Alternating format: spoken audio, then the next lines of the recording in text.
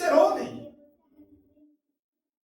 E, meus irmãos, essa é a preocupação de Davi.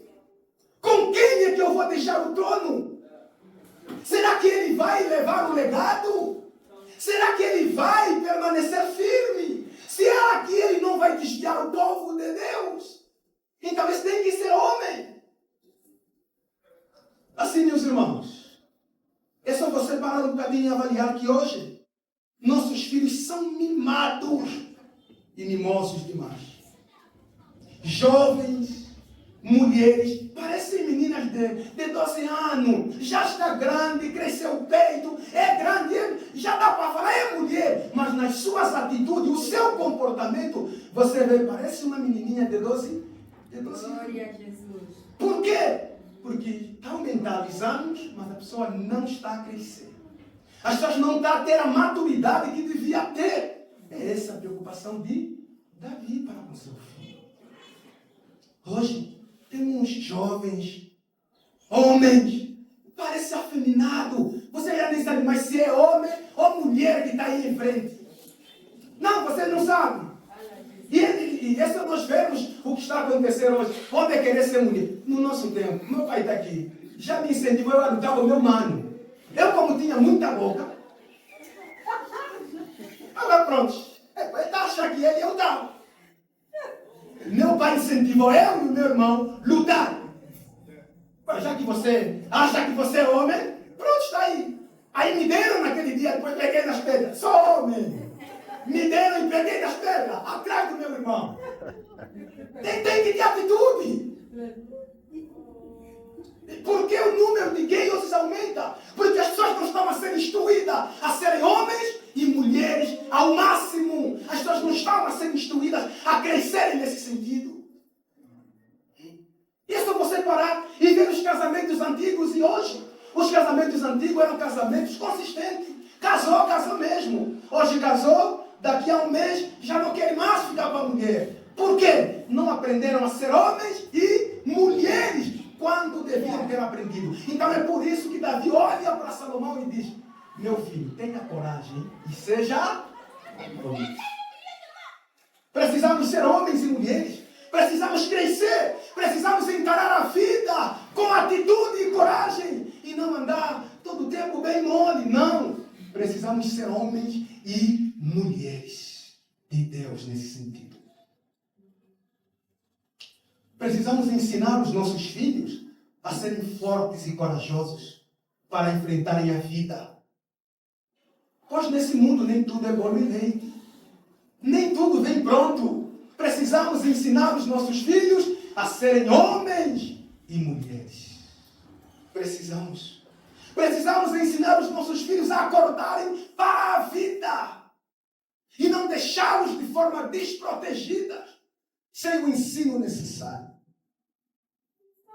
E lembrem-se que mimo demais faz mal. Faz mal. Tem crianças insurretas e o pai não faz nada, a mãe não faz nada. E deixa só ela mesmo assim. Lá em frente, você não vai desejar ele ser mesmo assim que você está a elogiar hoje. Não. Assim, meus irmãos, nós temos hoje uma igreja cristã de fracos. Crentes vazios espiritualmente. Nós temos hoje uma igreja vazia, homens sem coragem, crentes sem atitude, crentes sem disposição para ir em frente. Amados, o conselho de Davi para Salomão é ser homem. E nós, enquanto crentes, também precisamos ser cristãos maduros, cristãos corajosos.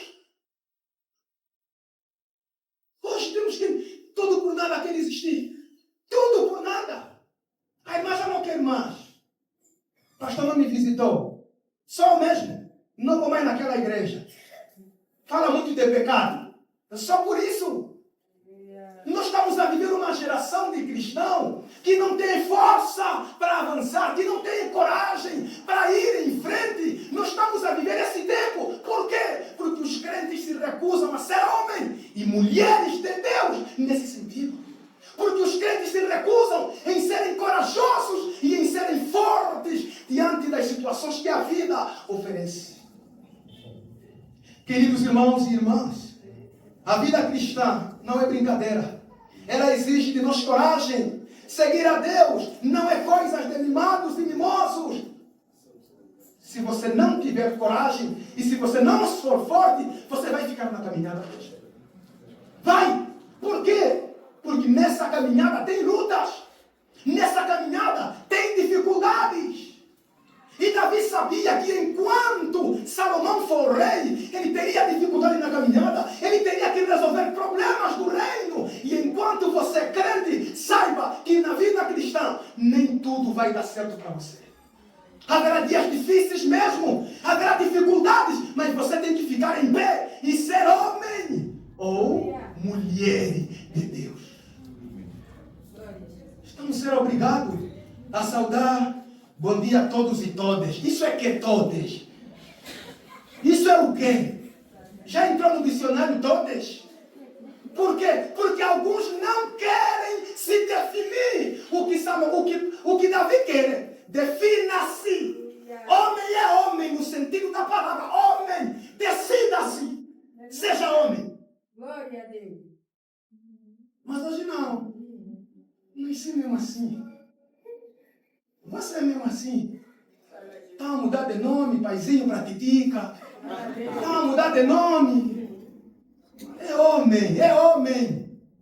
Mas como não quer enfrentar a dureza da vida, prefere se afeminar e se tornar aquilo que ele não é. Porque Deus fez homem, macho e fêmea. Biologicamente é a única coisa que existe. E nós hoje estamos a perder essa força.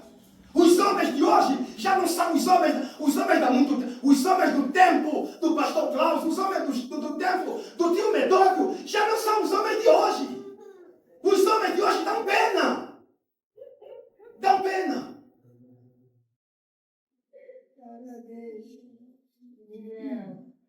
Meus irmãos, Lamentações, capítulo 3, versículo 27, diz assim: bom é para o homem suportar o jugo da sua mocidade. Bom é para o homem suportar o jugo da sua mocidade. Suporte. Suporte. Seja firme.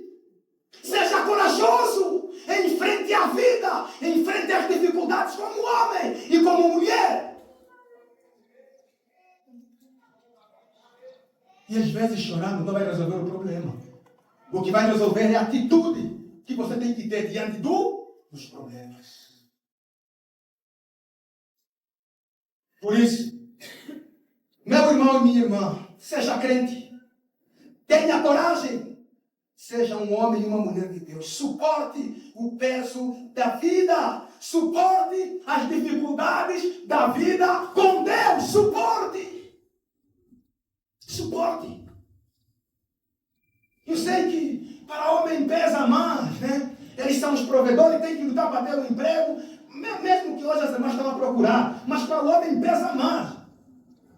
Tem que procurar um emprego. Pode se casar com uma mulher que não trabalha, mas você, homem, se não trabalha, é duplo problema. Não é? Então, você é o provedor.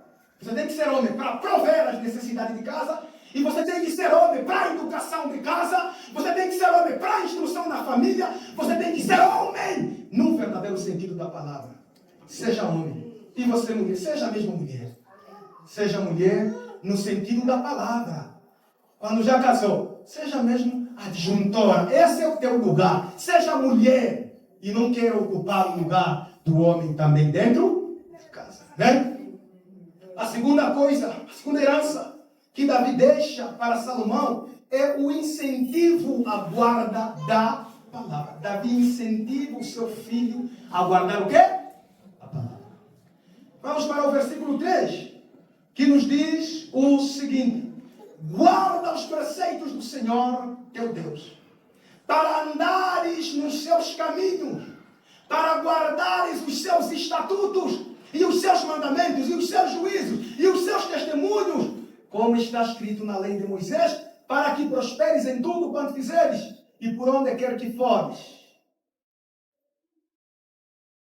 Davi incentiva o seu filho a guardar a palavra. Assim lembramos-nos do que falamos no domingo passado, de nos firmarmos na palavra, de vivermos a palavra, de guardarmos a palavra. Davi está quase morrendo, agora ele olha para seus filhos e diz: seja homem, seja corajoso. Mas ele não para por aí. Porque o ser homem, ser corajoso, sem a palavra de Deus, é desastre. Por isso Davi acrescenta: agora guarde a palavra, cumpra com os propósitos do Senhor. Davi compreende que o reinado de seu filho só seria próspero se esse guardasse a palavra, se esse se firmasse na palavra. Davi compreende isso. Meus irmãos, a prosperidade sem obediência à palavra de Deus é uma armadilha. Não, no ministério está aí tudo bem, eu já não oro. Eu estou vivendo em pecado, mas quando eu pego o micro, aquilo é um sucesso. As pessoas caem. Quando eu pego o micro, as revelações sobem. Se você não está guardando a palavra, isso é palhaçada, é palha o que você está trazendo para o povo de Deus. É brincadeira o que você está trazendo para as pessoas. Se você não está fundamentado na palavra, cuidado com esse sucesso que você está tendo. Cuidado. Não é eu. Não é Deus, homem me quer muito. Quais estão os altares, homem? Só mesmo uns ímpios. São uns ímpios. E como é? Não, eu não se entrego muito. Só se entrego lá com a bocado. Cuidado com esse sucesso. Estão a vir demais. Cuidado com o sucesso onde não tem palavra de Deus. Sucesso sem palavra de Deus não é sucesso, é armadilha. E o diabo gosta disso. Está a dar certo? Por que você vai ter que se preocupar com a palavra se está a dar certo?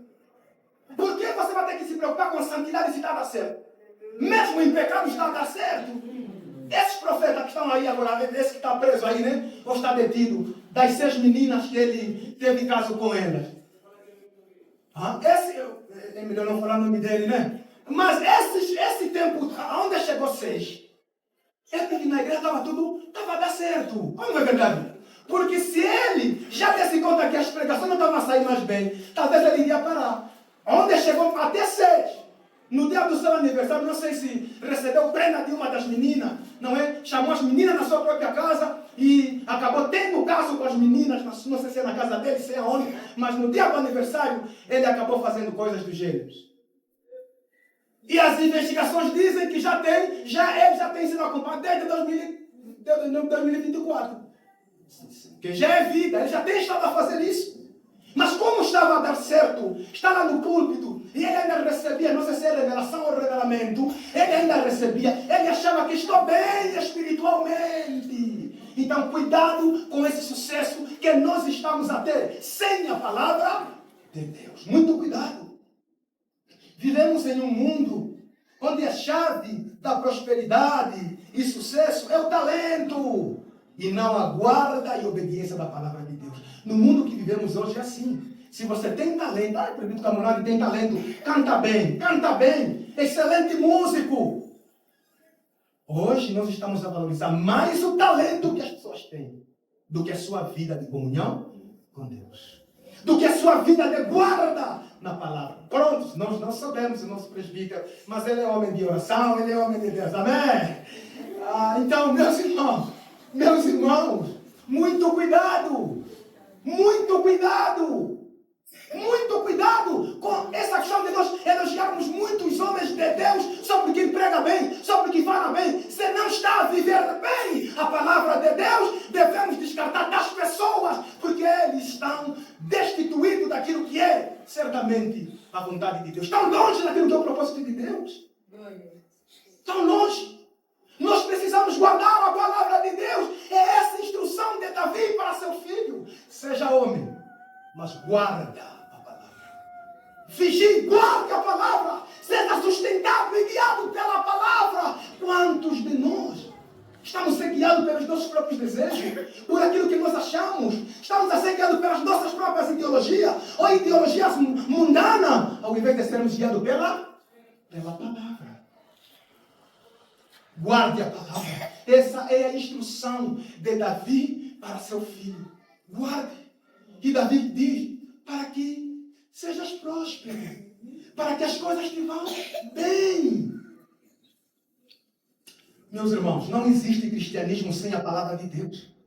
Nós não temos Como agradar a Deus sem a palavra de Deus? Se não houver em nós a palavra de Deus, nós não saberemos como agradá-lo, porque a única maneira de agradar a Deus é por aquilo que Ele mesmo já revelou na sua própria palavra. Se você quer agradar a Deus, volta-se para a palavra do próprio Deus. Guarde e viva a palavra. Só assim você poderá agradar a Deus. Fora disso, você está enganado. Está. Guarde a palavra. Viva a palavra. Alimente-se da palavra. Sature-se da palavra. Deus é satisfeito na sua palavra. Não nos pulos. Não nos gritos emocionais. Aí quando estou na igreja eu pulo, aí eu rolo no chão, parece um porco, ou seja lá o que for, aí eu acho que eu estou bem assim. Deus é satisfeito pela palavra, não é quando eu pulo e muito menos quando eu pego esse microfone e eu grito. Não é isso que satisfaz a Deus. O que satisfaz a Deus é eu estar firme na sua própria palavra, guardar a sua própria palavra, viver a sua própria palavra, porque é isso que certamente satisfaz a Deus. Amém. É isso. Salmos, número 1, versículo 1 e 2. Bem-aventurado é o varão que não anda. Vamos achar, é o homem. É o homem. Bem-aventurado é o homem que não anda segundo o conselho dos ímpios. Não se detém no caminho dos pecadores. Não se assenta na roda dos escarnecedores. Antes tem o seu prazer na lei do Senhor. E na sua lei medita de dia e de noite. Você e eu somos bem-aventurados quando nós estivermos firmados na palavra de Deus. E Davi compreende que meu filho será bem-aventurado se guardar os estatutos, os mandamentos, se guardar a lei que Moisés deixou. Meu filho seria bem-aventurado. Então ele diz, guarda a palavra. Guarda. Nós precisamos guardar a palavra. Só assim nós seremos bem-aventurados. Só assim nós seremos felizes. Não na perspectiva mundana, mas na perspectiva de Deus. A nossa felicidade não é definida na perspectiva mundana. É na perspectiva de Deus. Porque se Deus estiver feliz com você, isso importa mais do que qualquer coisa. Salmos 119, versículo 105. Lâmpada para os meus pés é a tua palavra. E luz para o meu caminho. Nós não vamos a lado algum sem a palavra. A igreja não vai a lado algum sem a palavra. Os crentes não vão a lado algum sem a palavra. Você jamais se tornará um crente fervoroso, um crente de verdade, um crente que agrada e glorifica a Deus, se você não tiver a palavra de Deus. O teu namoro jamais vai dar certo se você não tiver a palavra de Deus. O teu namoro jamais será santo e puro se você não tiver a palavra de Deus. O teu casamento jamais será saudável se você não tiver a palavra de Deus. Meus irmãos, a verdadeira prosperidade não consiste em sermos bem-sucedidos financeiramente. Ainda não. Mas o fato de termos a palavra de Deus guardada no nosso coração e sermos guiados por Deus. Isso é prosperidade. Quando você é guiado por Deus, quando você é sustentado por Deus, você é um homem próspero. O problema é que nós definimos prosperidade quando eu tenho carro, quando tenho casa, quando eu, começo a aparecer com roupas caras. Ele é próspero. Nós, enquanto cristãos, a nossa prosperidade, ela é definida o quanto eu temo a Deus, o quanto eu ando com Deus, o quanto eu honro e exalto a Deus, o quanto eu guardo a palavra. Por que eu sou próspero dessa maneira? Porque quando eu sair daqui, eu vou viver eternamente. Mas se eu não guardar a palavra, eu posso ter carro, milhões aqui na terra. Se eu morrer, eu vou direitinho para o beleléu, né? Eu vou direitinho para o inferno, porque eu não guardei a palavra. Então, é uma falsa prosperidade.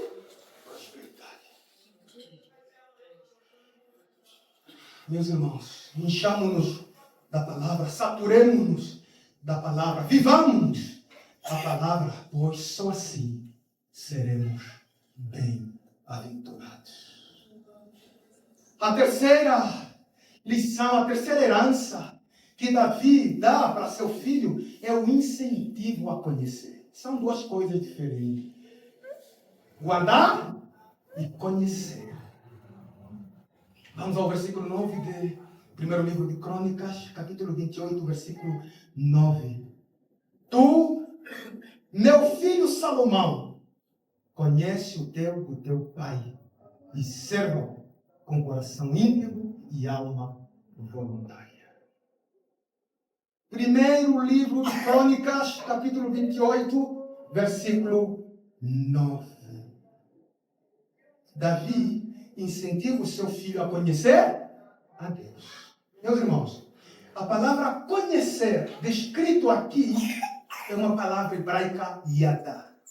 Yadá significa conhecer por experiência íntima. Não é de ouvir dizer, é conhecer por experiência íntima. Comunhão, relacionamento. É o que Davi está passando. Tenha relacionamento com Deus. Essa palavra é a mesma usada quando se trata de relacionamento ou intimidade conjugal. Gênesis capítulo 4, versículo 1 diz que Adão conheceu a Eva e ela concebeu e teve Caim. É a mesma palavra. Intimidade. Relacionamento. Proximidade. Para Davi, Deus não é uma teoria. Deus é prática. Davi compreendeu que ele tinha sido livrado pelos leões, ou por um leão. Tinha sido livrado pelo urso. Tinha sido livrado de Golias. E Davi compreende, não, isso aqui não é só coisa, não é ouvir dizer, é viver na prática. Davi foi livrado por Saul e por outros inimigos que ele tinha. Então Davi tem experiência, Davi conhece o agir de Deus. Davi conhece quão grande é, não porque apenas ouviu dizer, mas porque ele experimentou isso na sua própria vida. É claro, para conheceres a Deus nesse sentido, você precisa fazer o quê? Guardar a palavra. Então é sequência. Seja homem, seja corajoso, guarde a palavra e conheça o Deus do teu Pai. Meus irmãos, eu até acredito, incentivo, é muito boa a teologia. Ela é necessária. É necessária para um pastor, é necessária para um crente, para qualquer um crente. Mas ela não vale nada sem um relacionamento íntimo com Deus. Eu sou um bom teólogo. Sim. Mas bom teólogo sem um relacionamento com Deus pode ser bom na perspectiva dos homens. Vamos bater palma porque você fala bem. Mas se você não tiver intimidade com Deus, de nada vale teres tanto conhecimento sem esse aprofundamento de comunhão com Deus. Eu sei que tem professores, tem outros meus colegas que passaram também na escola, lá no Liceu, como o presbítero Zelder, presbítero Gaulani, e temos o professor de teologia, professor Klaus aqui, mas precisamos compreender essa verdade. A teologia é boa, não pode ser ignorada, não pode ser descartada, mas nós não devíamos ficar apenas no conhecimento. Precisávamos ir para a prática. Davi queria que seu filho Salomão tivesse não apenas informações sobre Deus, mas intimidade neles. Aí está o nosso problema nos nossos dias. Estamos a ter muita gente cabeçudas, muita gente que conhece muita coisa, mas vazias por dentro por não terem comunhão e intimidade com Deus. E Davi não queria que Salomão caminhasse dessa maneira. Por isso ele diz, conheça o Deus do teu Pai e sirva-o com coração íntegro, com todo o teu coração.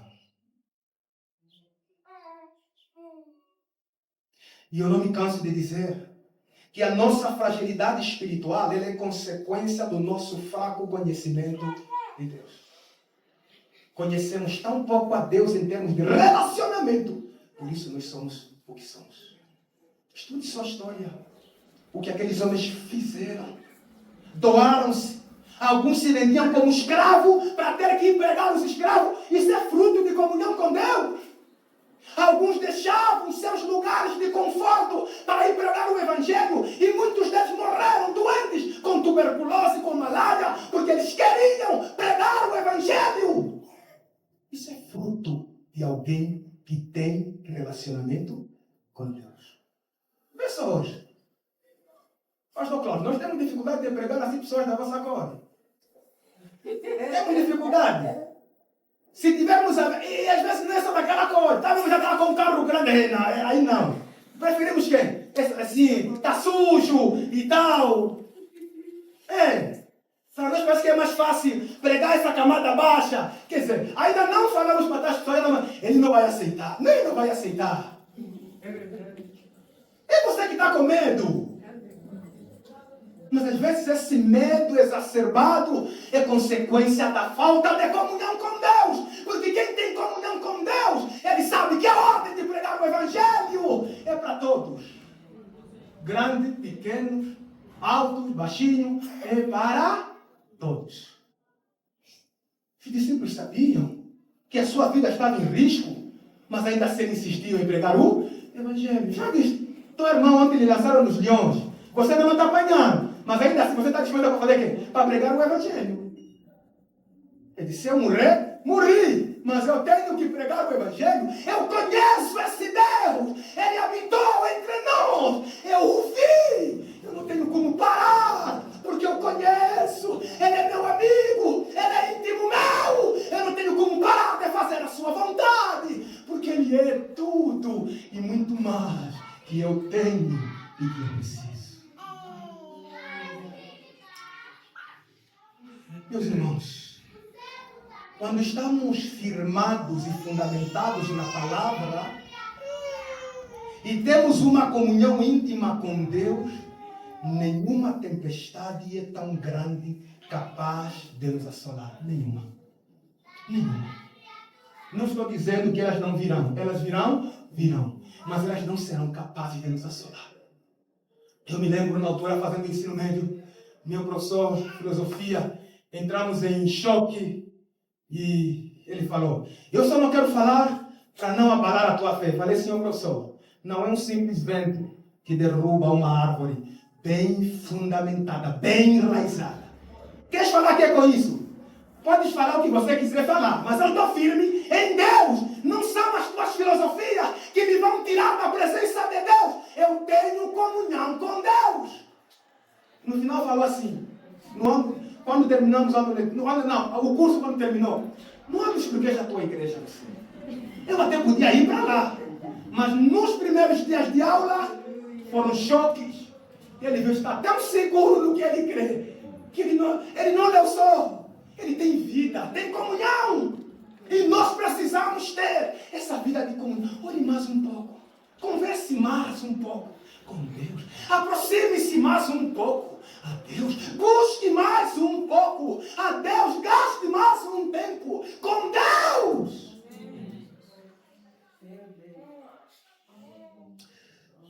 Meus irmãos, sejamos fortes e corajosos, sejamos homens e mulheres de Deus. Não desista de Deus, por mais duro e difícil que esteja a luta. Enfrente as tuas próprias lutas. Lamentações 3:25. Bom é o Senhor para com os que esperam nele, para com aqueles que o buscam. Bom é o Senhor. Busque a Deus. Tenha comunhão com Deus. Deus é bom para com estes. Deus é bom para com aqueles que o buscam, para com aqueles que têm sua alma, seu espírito contrito, quebrantado, querendo mais dele. Deus é bom.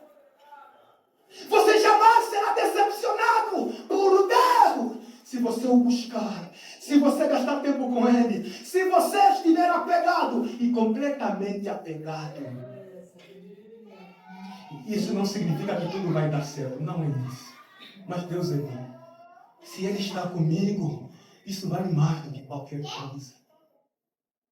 Um desses irmãos que já faleceu cantou: eu vou passando pela prova dando glória a Deus. Ou seja, a prova vai vir, mas eu vou passar pela prova dando glória a Deus. Por quê? Porque Deus está comigo. Ele não me abandonou. Ele não me deixou. E Ele é bom para com aqueles que esperam nele e buscam Ele. Guarde e obedeça a palavra. Seja um crente Bíblia. Guarde e viva a palavra de Deus. Em qualquer lugar onde você estiver. Pastor, parece que ninguém me quer. Eu até quero entrar num relacionamento sério. Parece que só os ímpios estão olhando para mim. Está difícil, pastor. Eu sei. Algumas aqui têm idade de casar já, de ter já um relacionamento. Eu sei. Mas, irmã, não se entregue.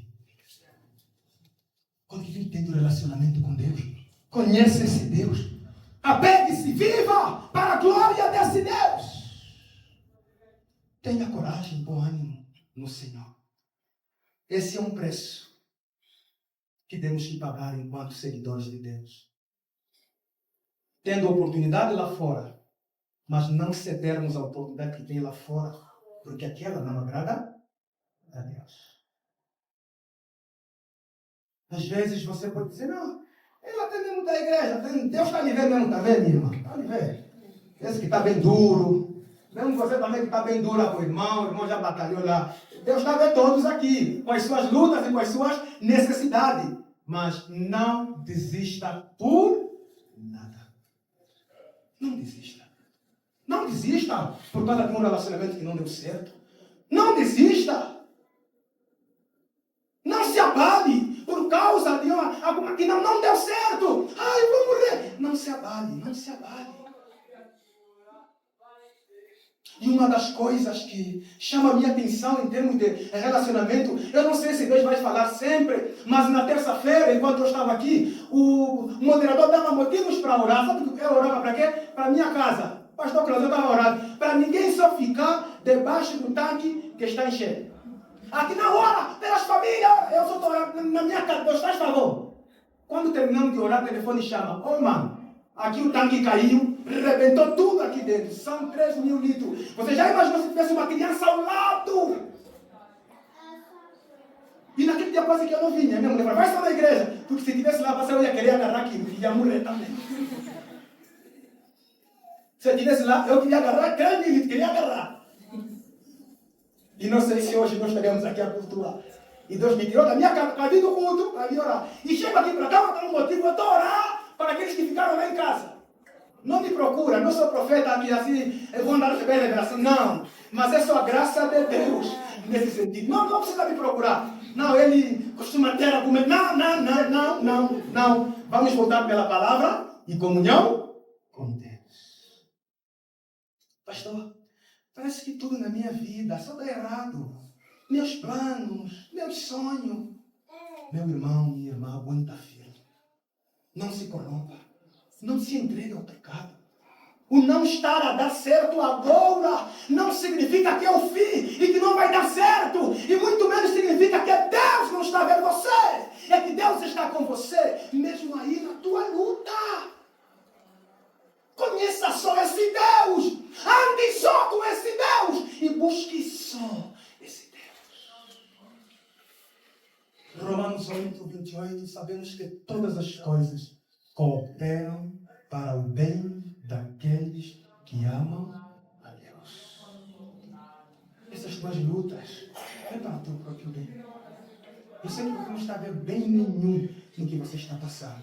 Mas Deus não permitiria que coisas sem nada acrescentar na tua fé pudessem acontecer na tua vida e que no final só ia machucar mais você. Quando Deus permite que alguma coisa aconteça com você, sabe por que essa coisa está acontecendo. Ou então, para quê? Porque Deus tem sempre uma lição com aquilo que Ele nos deixa passar. Mas às vezes a falta de conhecermos a Deus não nos leva a enxergar nessa dimensão de aceitarmos que as lutas fazem parte da nossa caminhada.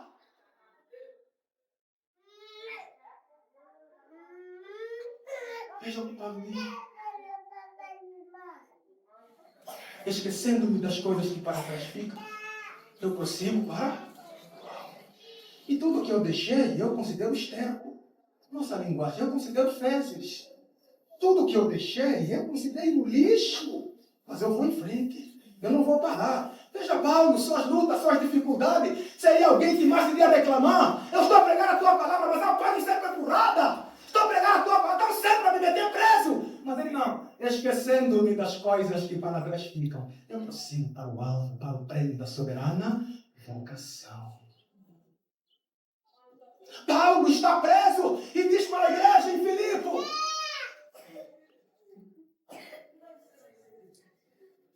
desenvolvei a vossa salvação. Alegrai-vos sempre no Senhor. Alguém preso, alguém sofrendo, alguém passando mal e diz: alegrai-vos sempre no Senhor. Esse compreendeu. A vida com Deus não é sem luta, mas ainda assim é a melhor coisa, é a melhor sensação que o homem pode experimentar. É a melhor coisa. Tenha vida com Deus, seja íntimo de Deus, tenha um relacionamento com Deus. Transmita a vida para as pessoas e não apenas informações. Nós, ultimamente, transmitimos muita informação, mas pouca vida para as pessoas. Conhecemos os versículos, mas como nós não temos essa comunhão e intimidade com Deus, é mais uma informação que você está a levar para as pessoas. Por que os discípulos tiveram tanto sucesso em termos de expansão, pregação do Evangelho? Eles não apenas transmitiam informação, eles transmitiam vida. Eles sabiam do que criam e pregavam isso com toda a força, com toda a coragem, com toda a ousadia, porque eles tinham comunhão, eles tinham experimentado a Deus e isso lhes dava coragem suficiente para falarem abertamente a respeito de Deus. Por quê? Que eles conheciam.